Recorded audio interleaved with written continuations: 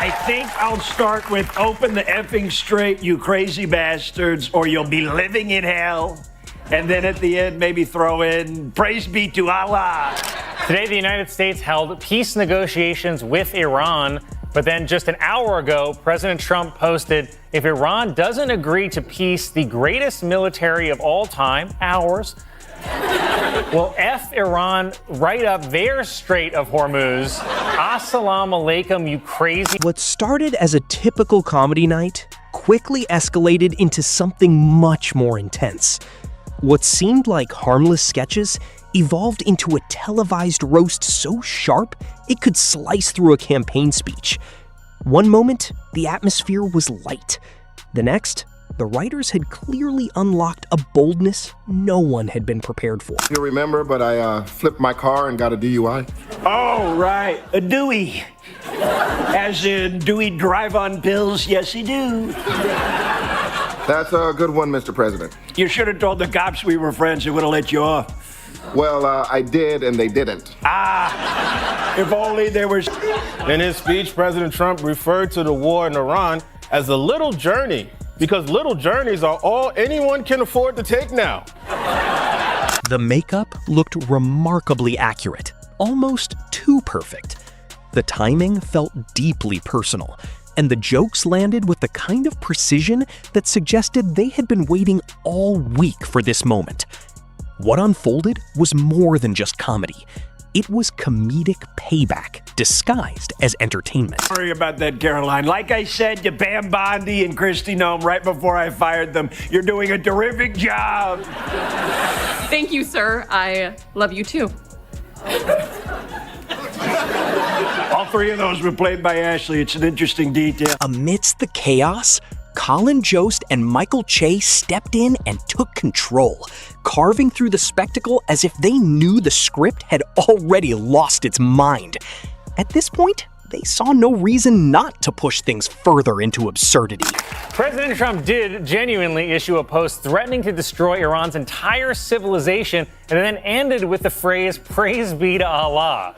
And I know that almost makes Trump sound like he is a radical terrorist, but remember, Trump has already been to a paradise with 72 virgins. President Trump said in his speech that the Strait of Hormuz would open up naturally, but if it doesn't, the Marines will deploy a little bit of spit.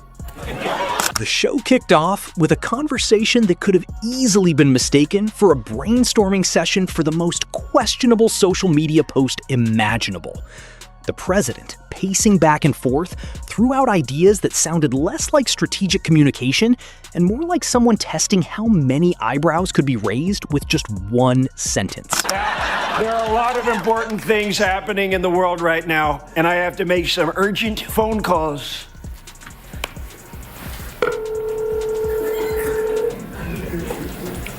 Hello? Tiger, it's Donald. What's going on, buddy? Are you playing in the Masters this weekend? The press secretary stood by, absorbing it all with a look that suggested they weren't entirely sure whether they were witnessing an act of genius or a slow-motion disaster. The discussion about tone seemed endless, though it became clear that the tone in the room jumped between aggressively confident and oddly sarcastic, particularly when religion was brought up. Subtlety had clearly been banned from this meeting. You think I should type praise be to Allah, and that's from you, the President of the United States? Yes, Allah. They say Allah. It's a sarcastic attack on the world's largest religion. They famously have a great sense of humor about that kind of stuff. As your press secretary, this puts me in a tough position. Jost leaned into this moment, like someone who had been waiting all week to unpack it. He pointed out how the praise for the press secretary came across with backhanded humor that only made sense if you casually referenced firing previous versions of the same person, as if they were outdated phone models. President Trump posted plans for his presidential library in Miami, which would be a massive golden skyscraper with a golden escalator and a golden statue of Trump, as predicted in the book of Revelations. President Trump attended the opening night of Chicago at the Kennedy Center, and I think the joke didn't simply land. It unpacked itself, sat down, and began to settle in. it wasn't just a punchline. It had a life of its own now. Oh, wait, who's this? I don't recognize the number. Hello? Hello, Donald. Melania, you're calling me? That's not a good sign. Listen, I decided I should do a big, random speech completely out of nowhere and say, I am not Epstein. First Lady Melania Trump has unveiled the theme of this year's White House Christmas decorations: jackhammers. Before anyone could fully process the last twist, the next call came through. Suddenly, the Oval Office had turned into an unexpected sports hotline. Trump reached out to Tiger Woods, but not with the calm professionalism one might expect. It was more like a check-in with a friend, while still somehow reminding everyone that this conversation was still headline news. President Trump said he will reassign Kristi Noem to be Special Envoy for the Shield of the Americas, which is a brand new department located on a farm upstate. The CIA is reportedly working to arm local militias in Iran with the hopes that they will lead an uprising. The conversation wandered between the masters, awkward personal issues, and then casually landed on a rehab facility in Switzerland, as if it were just another item on a vacation brochure. Together, they turned this exchange into commentary on how reality itself had become so layered with contradictions that even a check-in call now felt like part of a much larger, far more absurd comment. What? Pete, it's President Trump. What's up? I've been at the 90s. Sorry, Mr. President, I didn't know it was you. It just said unknown caller. So I figured I'd just answer and say a couple military secrets. That's wonderful. That's great. So what's the latest on that whole thing? Then came the call from Melania. It raised the stakes in a way that felt both bizarre and strangely specific. She wasn't responding to any questions or controversies, but rather unpromptedly declaring her lack of involvement in things no one had even asked her about. The randomness of it all hung in the air like a punchline waiting to be acknowledged. Trump said that he should be involved in choosing Iran's next supreme leader. So congrats to new supreme leader Ayatollah Jared Kushner. Trump announced that he will attend the White House Correspondents' Dinner, which will be hosted by famous mind reader Oz Perlman. Big deal, even I can read Trump's mind. Jost picked this apart with a kind of surgical precision, pointing out how unsolicited denials have a unique ability to create questions where none existed before. The humor wasn't an exaggeration, but in the sheer oddity of the premise itself. Rest assured, sir, Iran is as obliterated as me every Saturday night, allegedly. We've destroyed everything. We wet their willies, tapped their sacks, and purpled every single nurple. You also probably heard that I want to start a draft again, which is a great sign for the ceasefire. The phone kept ringing in the Oval Office, delivering new plot twists, the next of which came in the form of a military briefing that, oddly enough, felt even less structured than the earlier conversations. Rash has appeared on President Trump's neck, which is just above his collar. Apparently, someone accidentally washed his shirt in holy water. At a smoothie king in Michigan were reportedly fired after refusing to serve a smoothie to a man who was wearing a President Trump hoodie, which is crazy. I mean, what happened to being civil and just serving a smoothie with spit in it? Trump's discussion about Iran unfolded with the kind of confidence that often replaces clarity, dipping into military actions, reinstating the draft, and a negotiation strategy that sounded like it had been pieced together from a collection of unrelated ideas. Jost framed it as a geopolitical strategy meeting that had gone completely off script. Hey, so I had a couple road sodas. Chill.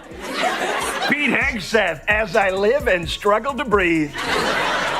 It's great to see you, Mr. President. Before I begin, I just want to thank you sincerely for these beautiful size 16 Florsheim shoes. They fit me. By the time Trump stepped up to the podium, the atmosphere was already primed for something unusual. The questions started, and the answers followed a pattern that felt oddly familiar, but increasingly detached from any semblance of reality. In Minnesota have sued the Trump administration, claiming that their large-scale ICE actions are an unconstitutional federal invasion, while the Trump administration claims that, yep.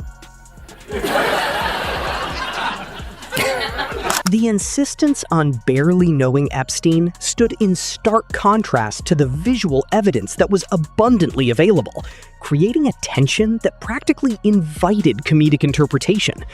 Jost treated it like a puzzle that didn't fit together, while Che saw it as a masterclass in selective memory. If you're wondering why I was in the back seat of this random family's car, I'll tell you the same thing I say when people ask about our plans for Iran. I don't know. Isn't that wonderful? Well, I'm going to wander around. It's great. Thank you for everything, sir. The humor didn't come from forcing a joke, but from allowing the contradictions to speak for themselves. Each of Trump's responses added another layer to a narrative that was already teetering on the edge of disbelief. Then came the pivot that nobody saw coming, but somehow made perfect sense in that environment.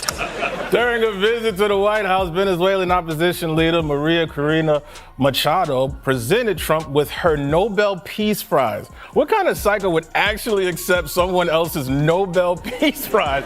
She just won it. It's like if someone says, help yourself to anything in the kitchen, and you bang his wife. The idea that multiple timelines could explain inconsistencies transformed the entire conversation into something that felt less like a press briefing and more like a science fiction pitch. It was an unexpected twist, but one that made complete sense in this chaotic environment. Called me here today to give you news on the war. Okay, so listen up. The news is we won. Hashtag winning. So you can stop asking me all about it, okay? Don't even worry about it. Forget about it. Without hesitation, Che leaned into the idea, exploring the notion of alternate timelines with the enthusiasm of someone who realized that logic had officially left the building. He pointed out that invoking alternate realities might be the most creative way to avoid addressing the present one, though that didn't solve anything. Experts say that Machado gave Trump her Nobel Peace Prize in the hopes of getting his help to become the next leader of Venezuela. And if that bribe actually works, I bet Trump's about to get a whole bunch of Grammys.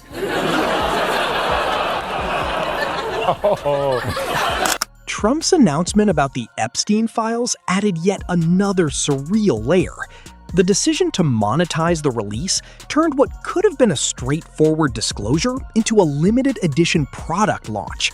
Che compared it to a subscription service that nobody had asked for, yet somehow it existed.